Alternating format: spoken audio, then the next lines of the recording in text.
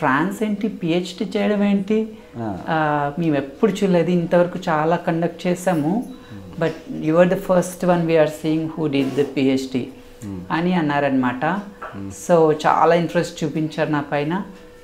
అక్కడికి వెళ్ళి గెలుస్తాను అనే నమ్మకం లేదు, ఎందుకంటే అక్కడ చాలా అందంగా ఉండే వాళ్ళు ఉన్నారు. ఎందుకంటే ఇతర దేశాలు తెల్లగా చాలా అందంగా ఉంటారు, బాడీని మెయింటైన్ చేసి మంచిగా ఫిట్గా, వాళ్ళ లైఫ్ మొత్తం దానికే అని ఉన్నారనమాట. సో వేరే ప్రొఫెషన్ ఏం లేదు. వాళ్ళల్లో పోటీ పడగలను అనుకున్నాను, కాకపోతే ధైర్యంగా వెళ్ళాను అనమాట, ఏదైతే అది కానీ అని. నా కాన్ఫిడెంట్ నన్ను గెలిచేలా చేసింది. అలాగా స్పెయిన్లో ఇండియా జెండాని ఎగరవేశాను రన్నరప్గా. అక్కడ రన్నరప్ గెలిచి చాలా న్యూస్లో వచ్చాను అక్కడ, స్పానిష్ న్యూస్ ఛానల్స్లో, నేషనల్ ఛానల్స్లో, మెయిన్ ఇక్కడ కూడా రావాలని మేము చేస్తున్నాం. థ్యాంక్ యూ అండి. అలాగా అక్కడ చాలా న్యూస్ పేపర్స్లో కూడా వచ్చాను, చాలా స్టోరీస్ రాస్తారు నా పైన. నాకు గ్రీన్ కార్డ్ కూడా 10 years బ్యాక్ ఇచ్చేసారు విఐపి కోటాలో. సో ఇవన్నీ ఒక మంచి అచీవ్మెంట్ అని నేను అనుకుంటున్నాను. ఈ జర్నీలో, మీరు చేసిన ఈ జర్నీలో మీకు బాగా బాధ కలిగించిన సన్నివేశాలు ఏమన్నా? బాధ అంటే ఇప్పుడైతే అమ్మ వాళ్ళకి చెప్పాను నా గురించి, ఆ రోజు చాలా బాధపడిపోయాను అనమాట. ఫస్ట్లో ఇండియాకి వచ్చి ఇంక ఇదే లాస్ట్ ఏమో, ఒక వారమే ఉన్నానమాట. అమ్మ ఎప్పుడు అనేది, ఎప్పుడు వస్తే 1 month ఉంటావు, ఈసారి ఏంది 1 week ఉన్నావని ఏడ్చింది బాగా. ఏమైంది, ఎందుకు వెళ్ళిపోతున్నావు అని. లేదులేమో కొంచెం వర్క్ ఉంది, వెళ్ళిపోవాలన్నట్టు. ఇంకా నేను సర్జరీ బుక్ చేసుకున్నాను ఇక్కడ. అలాగే బెంగళూరుకి వెళ్ళిపోయాను. ఆ రోజు చాలా బాధపడ్డా, ఇంక ఇదే చూస్తానేమో మా వాళ్ళని లాస్ట్ టైం ఇదే అన్నట్టు బాగా ఏడ్చుకున్నా. ట్రైన్లో వెళ్తూ కూర్చొని బాగా ఏడ్చేసా. సర్జరీ అయిపోయిన తర్వాత ఇంకా దొంగచాటుగా, సిగ్నల్ లేదు ఇక్కడ, ఇంటర్నెట్ లేదు. అలాగ ఎన్ని రోజులు కప్పు ఉంచుతావు, 1 month సాగింది అలాగా. ఇంకా అన్నకు కొంచెం డౌట్ వచ్చింది, వీడియో కాల్ చేయన్నాడు అనమాట. సో ఇంక ఇవన్నీ కాదు, ఇంక బయటకు పడాల్సిందే, నాది ఆల్రెడీ ఇంకా స్టార్ట్ అయిపోయింది జర్నీ, ఏ రోజైనా తెలియాల్సిందే అనేసి ఒక్కసారిగా నా ఫొటోస్ అన్నీ ఫేస్బుక్లో పెట్టేసాను, అమ్మాయి ఉన్నవి. ఈవినింగ్ అంతా ఎవరో స్క్రీన్ షాట్స్ తీసి అమ్మ వాళ్ళకు, అన్నకు పంపించేశారు. అన్న వాళ్ళు చూసి అది జీర్ణించుకోలేకపోయారనమాట. ఇది నిజం కాదేమోలే, జస్ట్ ఏమన్నా అట్లా తీసి కాల్ చేశారు. ఇలా ఫొటోస్ వచ్చాయి, అది నువ్వా కాదంటే జస్ట్ రేపు చెప్తాను నేను. మా బావ మంచి చదువుకున్నారనమాట, బ్యాంక్ మేనేజర్ తను. తనకు చెప్తే నా బాధ ఏమన్నా అర్థం చేసుకుంటాడేమో తెలుసు, అమ్మ ఒప్పుకుంటారని తెలుసు, బట్ కాకపోతే చదువులేదు కదా, ఏమన్నా అంటారా అన్నట్టు భయంతో మా బావకు చెప్పాలనుకున్నా, ఫస్ట్లో ఎక్స్ప్లెయిన్ చేద్దాం అనుకున్నాను. అంతలోపే అక్క కాల్ చేశారు నెక్స్ట్ డే మార్నింగే. ఏమైంది చెప్పు, నేను మీ అక్కనే కదా, చెప్పుకో, నాకు నీ బాధ ఏముందని చెప్పుకో అని ఏడ్చేసా బాగా. అక్కకి చెప్తూనే, అక్క నేను ఇంకా ఇప్పుడు అబ్బాయిని కాదు అమ్మాయిని అనేసరికి వాయిస్ లేదు, ఏడుస్తుంది అంతే. ఒక 10 minutes ఏం వాయిస్ లేదు, జస్ట్ ఏడుస్తుంది అంతే. వచ్చేసి ఇంక రావా నువ్వు ఇంటికి అని చెప్పిందనమాట. లేదక్క వస్తాను, మీరు యాక్సెప్ట్ చేస్తే వస్తాను, షూర్గా ఎందుకు రాను, వస్తాను అన్నాను. సరే ఏదైతే ఏమైంది, ఇక్కడ టెన్షన్ పడకు, ఎవరు లేరక్క నీకు, నువ్వు అమ్మాయివైనా ఒకటే అబ్బాయివైనా ఒకటే అని చెప్పింది. అమ్మ వాళ్ళందరినీ పిలిచింది, నెక్స్ట్ రోజు పిలిచింది. ఇంకా ఏడ్చారు అందరు బాగా.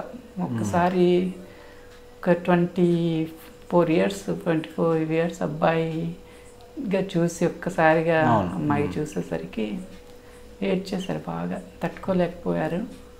అప్పుడు బాధ వేసింది బాగా. ఇంకా అమ్మ కూడా చెప్పారు, ఇంకేం భయపడకు, ఎక్కడ ఉన్నావు. ఇప్పుడు ఎలా ఉంది? ఇప్పుడు చాలా హ్యాపీ అండి, అందరు హ్యాపీ. అంటే ఇప్పుడు అప్పుడు కంటే ఇప్పుడే బాగున్నావు అంటున్నారా? బాధ ఎక్కడైనా ఉంటుంది కదండి, తల్లికి తండ్రికి. అప్పటికంటే ఇప్పుడు బాగున్నావు. అప్పుడు కూడా చాలా అందంగా ఉండేవాన్ని అండి, ఇప్పుడు కూడా బాగున్నానని అంటారు. అలాగా. ఓకే, ఫ్యామిలీ గురించి చెప్పారు. సొసైటీలో మీరు ఎదుర్కొన్న సమస్యలు, అంటే సొసైటీలో మీరు 24 years బ్యాక్ అప్పుడు మీకు ఎటువంటి అంటే మీ ప్రాబ్లమ్స్ ఏ విధంగా అంటే మీరు సొసైటీ నుంచి పోరాడి ఒక స్టేజ్కి వచ్చారు. అవును. ఇప్పుడు సొసైటీ ఎలా ఉందంటే చాలా భయంకరంగా ఉంది. అవును. మీరు ఆ సమస్యలన్నీ ఎలా ఎదుర్కొన్నారు? చిన్నప్పుడు అనేవాళ్ళండి మా చుట్టుపక్కల వాళ్ళే అక్కయ్య అనేసి అనేవాళ్ళు. కాకపోతే అప్పుడు నాకు తెలియదు ఎందుకు అంటున్నారో తెలియదు. చిన్నప్పుడు అంటే కొద్దిగా పట్టించుకోలేదు. అది ఓకే. పెద్ద అయిన తర్వాత కాలేజ్లో నా వెనకలు చాలా గుసగుసలు ఆడుకునే వాళ్ళంట. తెలియదు నాకు, నా ముందు ఎవరు అనేవాళ్ళు కాదు. ఎందుకంటే కాలేజ్లో టాపర్ని అన్నట్టు కొంచెం ఎవరు ఫ్రంట్ అనలేదు కానీ బ్యాక్ చాలా అనుకున్నారు. ఆ తర్వాత పిచ్చి పిచ్చి పోస్టులు అన్ని పెట్టారు ఫేస్బుక్లో అంతా.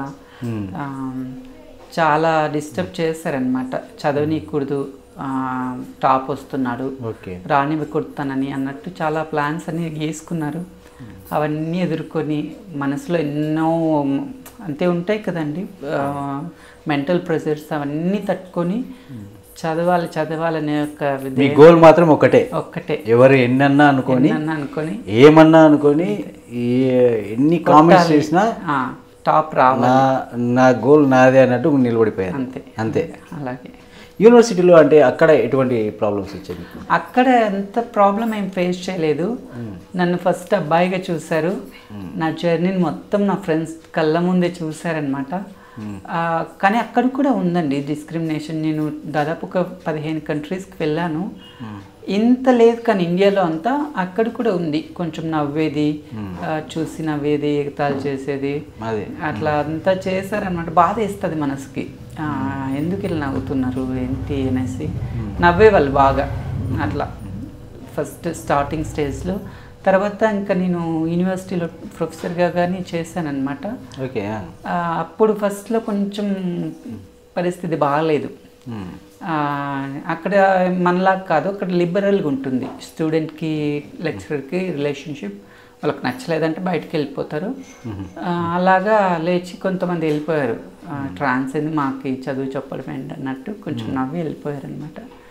అదే స్టూడెంట్స్ ఒక 1 వీక్కి చాలా క్లోజ్ అయిపోయి, మ్యామ్ అసలు మీరు చాలా ఫేవరెట్ ప్రొఫెసర్, మాకు చాలా ఫ్రెండ్లీగా చాలా నీట్గా ఎక్స్ప్లెయిన్ చేస్తున్నారు, మోటివేట్ చేస్తానన్నమాట. ఎవరైనా లోలో ఉన్నా చదవలేకున్నా ఏం కాదు, కొంచెం ఇంకా సింపుల్గా ఎక్స్ప్లెయిన్ చేసి వాళ్ళకు మోటివేషన్ ఇస్తాను. అలాగా జర్నీ సాగిందనమాట. ఇప్పుడు వాట్ నెక్స్ట్? ఇప్పుడు వచ్చేసి ఇంకా ఏదో వేరే దేశంలో గెలిచాను, అక్కడ న్యూస్లో వచ్చాను.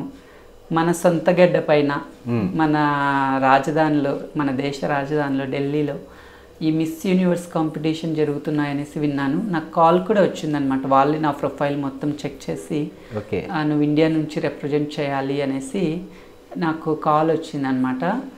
So I was so happy when I heard this call, when I was talking this call, I was so happy and I said why not, I should come for sure, represent చేస్తాను మన ఇండియాలో అనేసి దీనికి select అయ్యాను miss యూనివర్స్కి. So అందుకనేసి అక్కడ ఎన్ని ఉన్న పనులు మానేసుకొని మా ట్రాన్స్ కమ్యూనిటీ పైన ఉన్న ఒక అపోహని మేము చేయగలం, ఏదైనా చేయగలం, మాలో కూడా సత్తా ఉంది, మీరు ఎన్ని అన్నా తిరిగి లేవగలిగే శక్తి మాలో ఉంది అని చెప్పడానికి మరి మన భారతదేశానికి వచ్చానన్నమాట.